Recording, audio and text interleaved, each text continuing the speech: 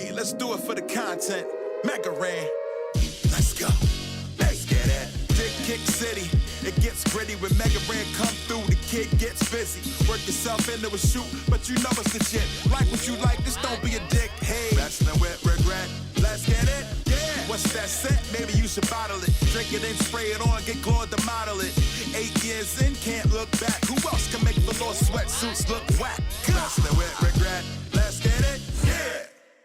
When it comes to what I enjoy about pro wrestling, I guess you could say I'm a little bit of a Karen because I love to see the manager. Yes, the manager, the person who oversees the careers of their wrestling clients, handling the business affairs by day, offering plenty of moral support at ringside at night. Now, unquestionably, the wrestlers themselves are the true stars of any given match, but a good manager can add his or her own little bit of spice to make things really interesting. Managers can be paired with a lot of different wrestlers over time, and not every combination is going to be a home run.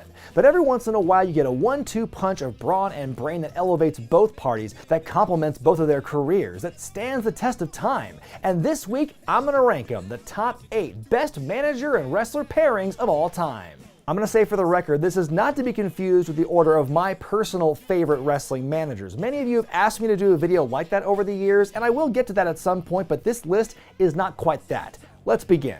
Number 8, Jimmy Hart and the Honky Tonk Man.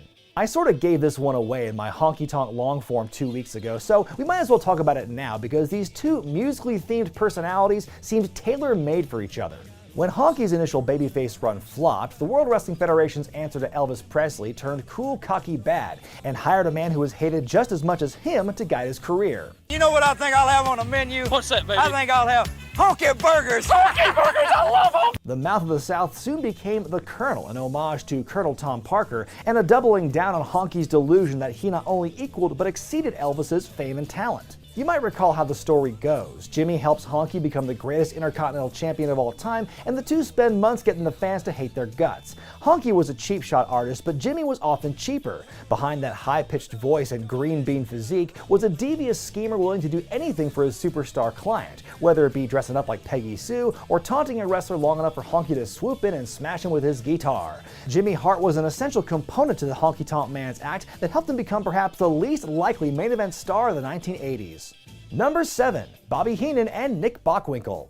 Traditionally, managers are paired with wrestlers who need help in the promo department, somebody who can speak for a wrestler better than the wrestler himself.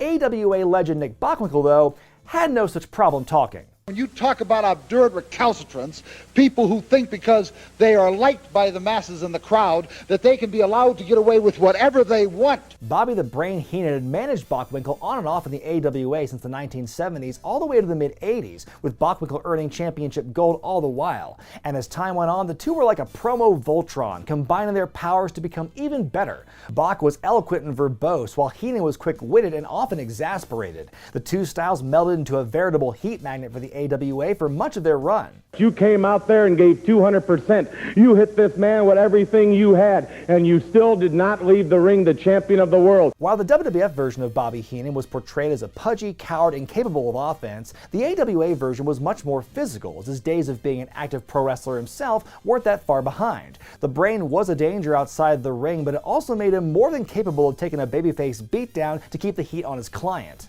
The Heenan-Bockwinkle combo was an absolute classist gimmick, as they would talk down to their supposedly lower-class opponents and fans. They were basically portrayed as white-collar criminals, getting away with their crimes in broad daylight and being very smug about it. The duo helped modernize the concept of the manager-wrestler pairing. Instead of some evil leader bringing in a savage or a foreign menace, Bobby and Nick were like equals or co-conspirators. The model they established would inform and influence many such partnerships in the decades that followed. And don't waste any time talking about other little things that are trivial. Talk to me right now.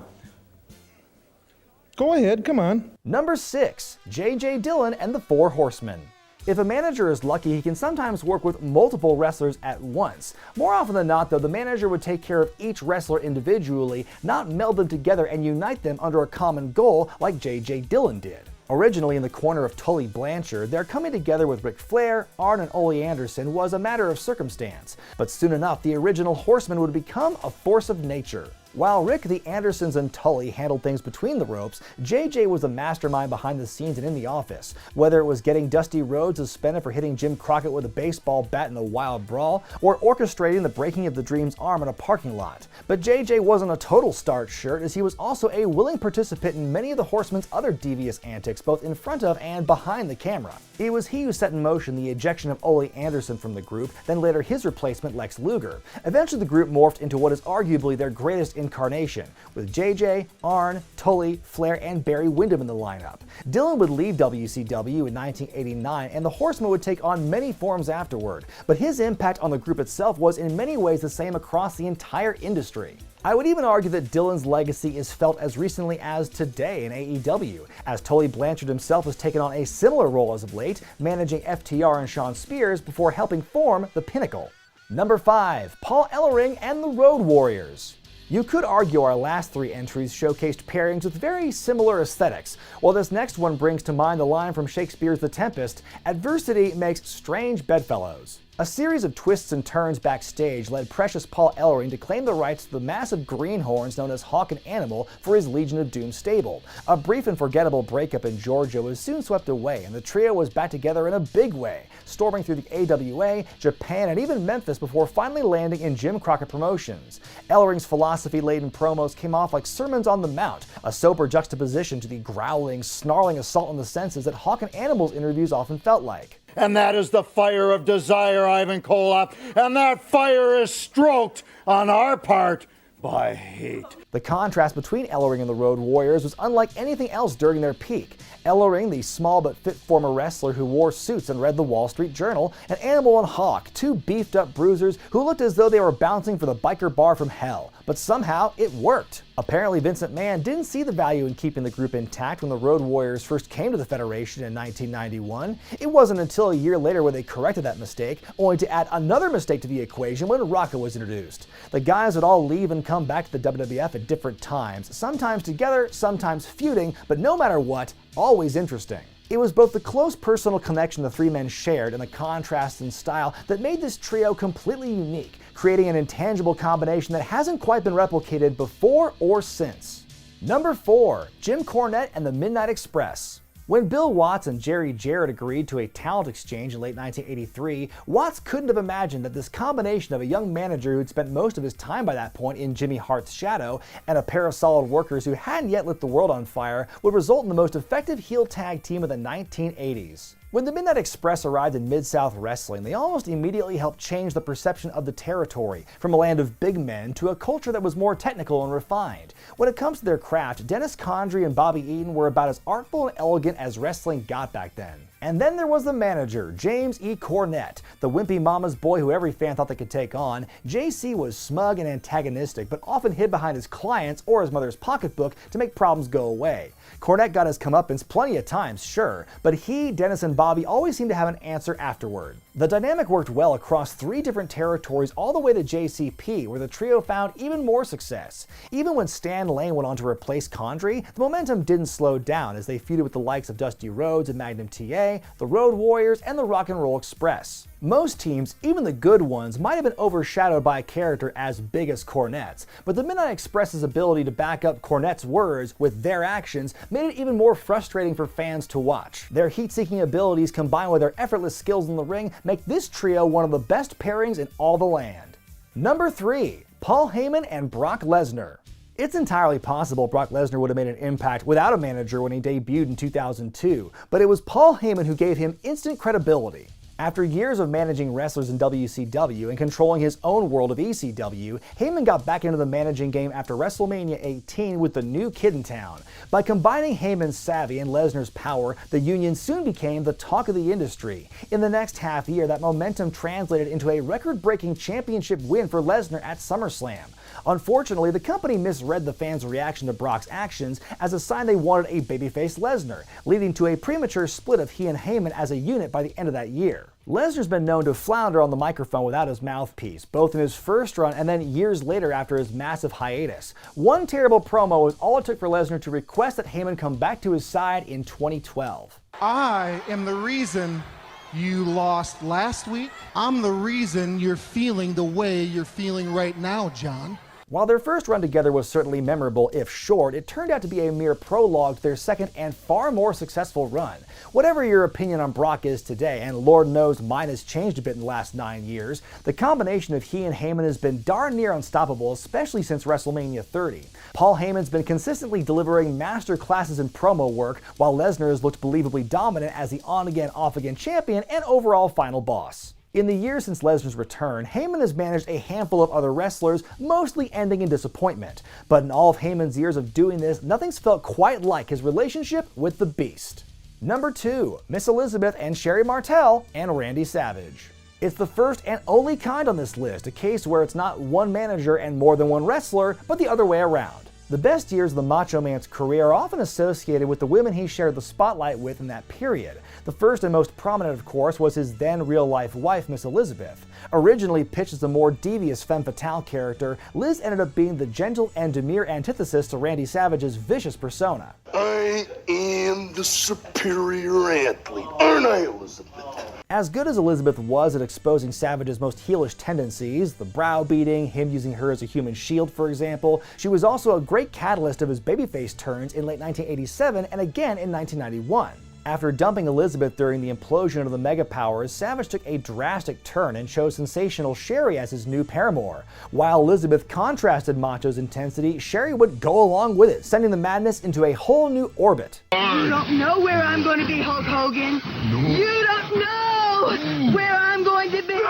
Sherry was the complete opposite of Liz in more ways than one. When she and Macho were the evil queen and king of the WWF, the sensational one was more than willing to mix it up with Savage's opponents. The monarchy of macho madness eventually crumbled, Randy and Elizabeth reunited at WrestleMania 7, and finally experienced their kayfabe wedded bliss at SummerSlam. Though there couldn't be two more opposite performers both in action and attitude, Elizabeth and Sherry both enhanced and emboldened Macho Man's attributes in their own ways, making both phases of Savage's career absolutely legendary. Before I tell you my number one duo, here are a few honorable mentions. Zelina Vega and Andrade. Well, here's an act that could have gone places. Not much was known about Zelina Vega's relationship with Andrade Cien Almas when they first joined forces in June of 2017. Ooh, remember when he was called that? But nevertheless, she worked fast to straighten him out, and by the end of that year, Andrade shot to the top and became NXT champion. It was clear that Vega's influence as manager, which included some well-timed Hurricane Ranas, was paying immediate dividends. NXT's most memorable manager-client duo were sent to the main roster in April of 2018, and though there were some early successes like a US title run and a never-ending series of bouts with Rey Mysterio, it wasn't too long until the wheels fell off, when Andrade and his partner Angel Garza split up and Zelina dumped them both with no real cause. Vega and Andrade would go on to be released within 5 months of each other. Zelina and Andrade may have peaked early and fizzled out fast for reasons beyond their control, but for one brief shining moment, they were one of the hottest acts in WWE for their effectiveness and their chemistry together as a duo. Bobby Heenan and Mr. Perfect. In 1988, AWA star Curt Hennig jumped ship to the World Wrestling Federation under the new name of Mr. Perfect. Initially paired with the Genius, Perfect moved over to Bobby Heenan after his Intercontinental title win after WrestleMania 6, and the two just seemed to click better. Lanny Poffo's good, but few guys can make the whole act feel as effortless and natural as Perfect and the Brain. They're perfect and the brain is perfect and the brain. Shit, that's $1 million idea! The pairing did a lot to recapture the magic of Heenan's partnership with Bockwinkle years before. It almost seems fortuitous that his managerial career was bookended with two guys synonymous with the old guard of the AWA, Stephanie McMahon and Triple H. On the night that Triple H crashed the wedding of Stephanie McMahon and Test in 1999, his career wasn't exactly floundering. He was already a multiple-time world champion and the top heel in the company. But just a few weeks later, he and Steph revealed it was part of a vicious plan all along, giving birth to one of the most dominant tandems in WWE history. Since Armageddon 99, few pairings have occupied the main event tier for as long as these two, have come off as powerful as these two. In what began as a kayfabe marriage before it eventually turned into a real one, a potent combination of nepotism and online fervor at one time made Hunter and Stephanie two of the most hated individuals in WWE, or for that matter, all of wrestling. But what puts this pairing in the honorable category is they were a little too powerful for their own good. Fans love seeing them get their comeuppance, but historically, those moments came too few and far between, and what worked in the Attitude Era didn't seem to transfer over in the mid-2010s. Brian Zane and Levi Shapiro. Because if I'm making a video like this on my own channel, you better believe that the influencer and the timeless one are gonna show up. And my pick for the #1 manager-wrestler pairing of all time is Paul Bearer and The Undertaker. When The Undertaker made his famous debut at Survivor Series 1990, there was only one snag, that Brother Love was his manager. Don't get me wrong, Brother Love is a great character, but there was always something incongruent about he and Taker being together. I guess you could say love and death make for an odd combo. But that all changed in February of 1991 when Paul Bearer debuted to take over the dead man's managerial knees. When Percy Pringle III dyed his hair jet black and spackled white makeup on his face, he was transformed into an integral part of one of WWE's most beloved acts. As the more talkative of the two, the shrill Bear would inform audiences of the mythos of The Undertaker's character, while Mean Mark stood in the shadows, never saying much, cultivating his incredible mystique all the while. And when it was time for Taker to evolve, Paul was often an essential element of that transformation, like in 1994 when he unearthed the real deal to combat Ted DiBiase's imposter, or when Bear turned and joined up with Mankind to release the dead man from the one-dimensional shackles of his original character. Even when they were separated, they remained intertwined, as of course it was Paul who introduced the other most important character in the Undertaker arc, his brother Kane. He was there when Taker went to the super dark side with the Ministry of Darkness, helped transform him from the biker into the reborn dead man at WrestleMania 20, and he even had his story arc almost totally wrapped up when the Undertaker buried him in concrete because he was too much of a liability. Wrestling! The tandem was effective when working babyface or heel in the early 90s or in the Attitude and Ruthless Aggression eras, together or apart. It's hard to imagine The Undertaker totally failing on his own, but it's also hard to imagine him having the longevity that he did without Paul Bearer helping provide those twists and turns in the early years. That longevity has been part of what's made The Undertaker perhaps the most enduring character in the history of wrestling, which is why I consider Paul Bearer and The Undertaker the greatest manager-wrestler pairing of all time. What are some of your favorite pairings that I might have missed here? Let me know in the comment section below. I'm Brian Zane, and I'll see you next time. The sliding choke slam can be very effective. Hit down, toward, and punch. Down and power punch. How about a 10-hit combo? Hit kick, power punch, and punch. I have one more bonus mayhem move. The Demon Dizzy. Hit down, away, and kick.